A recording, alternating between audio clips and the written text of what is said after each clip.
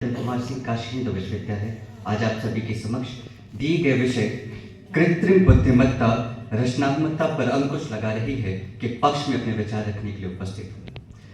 महोदय, जहांगीर के दरबार में सर थॉमस रो जब पहली बार भारत में व्यापार की इजाजत मांगने आया तो अपने साथ तोहफे में चमड़े का दस्ताना और एक अंग्रेजी पग्घी लेकर आया था और हिंदुस्तान के बादशाह का दिल उस तोहफे पर रिझ गया और व्यापारी को व्यापार की इजाजत दे दी गई।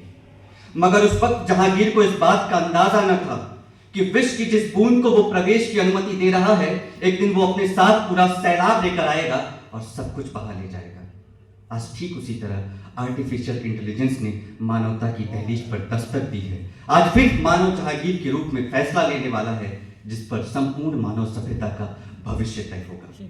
आर्टिफिशियल इंटेलिजेंस का तात्पर्य मशीन की उस बुद्धि से है जो उसे सोचने, समझने, सीखने या समस्याओं को सुलझाने के काबिल बनाता है।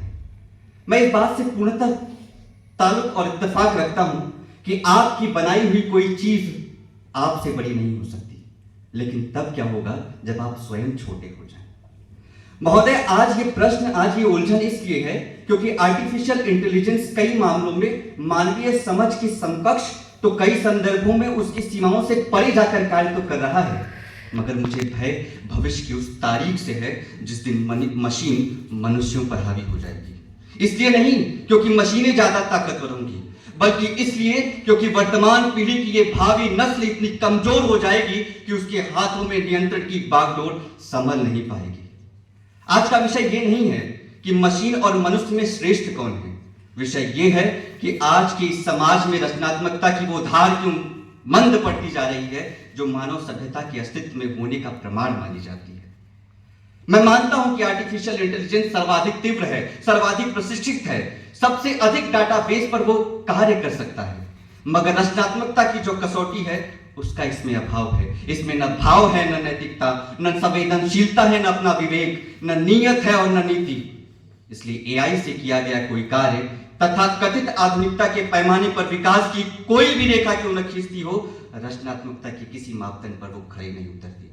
और मैं इस सभागार को चुनौती देते हुए कहता हूं कि दुनिया के सर्वाधिक विकसित आर्टिफिशियल इंटेलिजेंस का इस्तेमाल कर यदि कोई हमारे रामचरितमानस के भरत मिलाप के उस मार्मिक चित्रण का तुलसीदास सरीखा वर्णन कर दे तो मैं इस जेरे बहस से अपना नाम वापस दे दूं। वृक्ष के नीचे और गुफा की कंदराओं से शुरुआत कर मनुष्य ने अपने विकास के नए नए आयामों को स्पर्श किया, मगर प्रगति की हर सीढ़ी पर हम कुछ न कुछ खोते गए। वाहनों से हम अपने पैरों की ताकत खो दी है। गूगल आया तो हमने किताबें छोड़ दी, टाइपराइटर पर टाइपिंग सीखा तो लिखना छोड़ दिया। और इन सबका विकसित स्वरूप जब आज आर्टिफिशियल इंटेलिजेंस अस्तित्व में आ रहा है तो मनुष्य अपनी कल्पना, अपने विचार और अपनी रचनात्मकता को खो रहा है।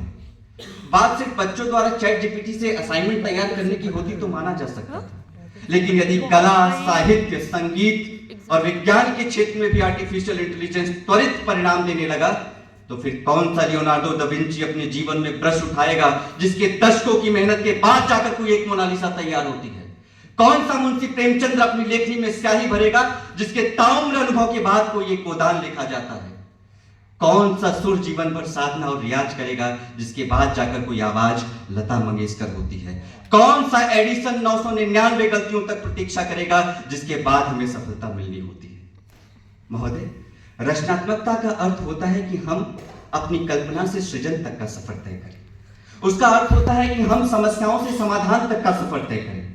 और आज मैं इस सभागार में कृत्रिम बुद्धिमत्ता के विकास के लिए मानवीय मस्तिष्क की बलिवेदी को कभी स्वीकार नहीं कर सकता, क्योंकि मैं हीरे की कीमत देकर शीशा नहीं खरीद सकता। आज रोबोट को इंसान बनाने की इस होड़ में कहीं ऐसा ना हो कि इंसान स्वयं रोबोट बनकर निकले। ये आर्टिफिशियल इंटेलिजेंस सिर्फ हाथों से काम नहीं, हुनर छीन रही। ये थाली से रोटी नहीं, मस्तिष्क से विचार चुरा रही। ये हमारा नजर नहीं, नजरिया बदल रही। या कुल मिलाकर कहूं तो ये मानव से उसकी मानवता छीन रही। यदि हमने इसे समय रहते नियमित, नियोजित और नियंत्रित न किया तो वो दिन दूर नहीं जब आर्टिफिशियल इंटेलिजेंस सिर्फ रचनात्मकता नहीं, संपूर्ण मानव सभ्यता के समापन पर अपनी मोहर लगाकर खड़ी हो। बहुत बहुत धन्यवाद। जय हिंद, जय महामना।